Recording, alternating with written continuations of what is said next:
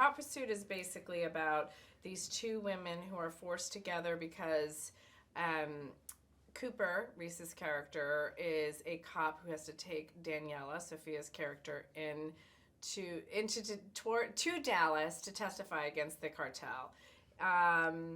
She becomes a widow at that time, and some bad people start to chase the two of them. So it's about these two women who are running for their lives. They both have two agendas, and they don't really get together. So they have to sort of figure out how to save their lives and like each other along the way, I guess.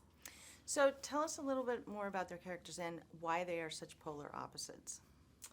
Well, Cooper, Reese's character, is a by-the-book cop. She was raised by a cop, and she follows the rules to the T. She does exactly what she was told to do, and that's how she lives her life all the way through it, even her personal life when she's not working. Daniela is a woman who is a survivalist. I think they both are in some ways. And she married into the cartel, and it was her way. She needed to get out, and she needed to find ways out.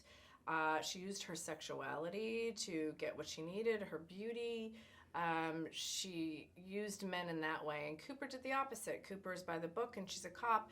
The thing I love about these two women is they both work in a man's world, but they have two different ways of dealing with the circumstances. One uses her feminine wiles to get what she needs in this world, knowing what men's Achilles heel is, and she's a beauty beyond.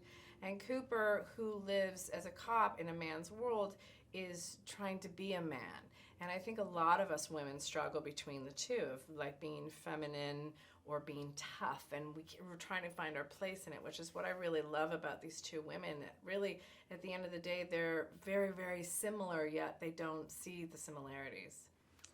So I guess that's why that would make them such a good team. I mean, do you think the polar opposite makes them the great team that they are in the film? I think all buddy comedies, you have to have opposition. Somebody's got to be poking fun at somebody, and of course it's Daniela to Cooper. But you have to have the opposition, because that's the idea of a buddy comedy, of these two unlikely people being thrown in a circumstance together that they have to get through.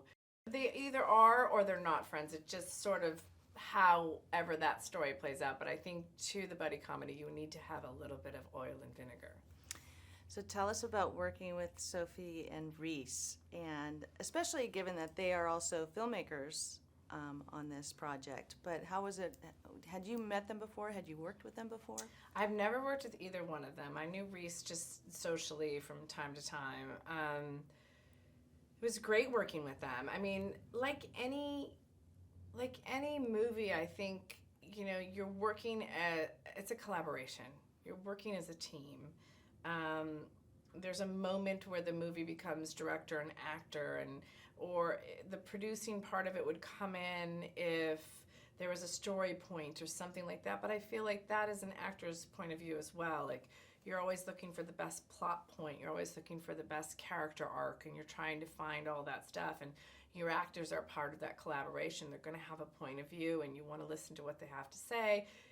Either side may not agree completely, but you have to have that open communication and connection with your characters.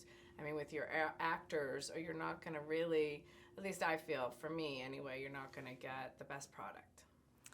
Now, they had some great comedic chemistry on film, and there was a lot of stunts in there, and I know that you have a background in choreography and dance. How did that work into these scenes that you set up that were the physical comedy part of it? Well, that's what I love, is the physical comedy, and I worked a lot, many, many years as a choreographer with stunt people and on other movies. It's something I love, anything that's physicality. And when I'd work with the stunt coordinators, EJ and Charlie, and my doubles, felt like I was talking to my kin, because it's just, we have the same language. I love the physical comedy. I love the fact that the girls trusted me to just throw things out there, and then they would just basically mimic it, I guess, in a sense, because we didn't have a lot of rehearsals, so everything was done prior.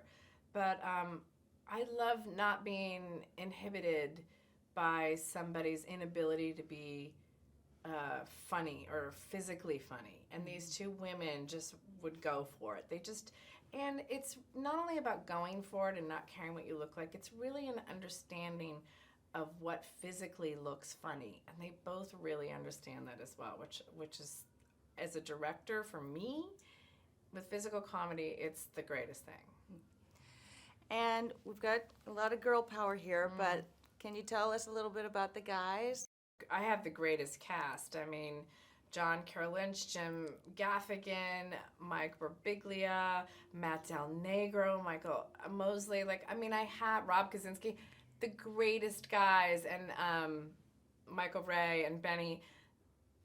They're just such a supportive cast, and anytime they came to set and they're ready to work and they're just so professional and willing to go with the ebb and flows whenever they came in, because something might have shifted along the way when we were working with the girls. But again, it's like, for me, it's instinctual. A lot of times you don't get to put the people together to see if they have any chemistry, and you just have to use your gut, and usually it's right, and they come to set and you're like, oh, magic.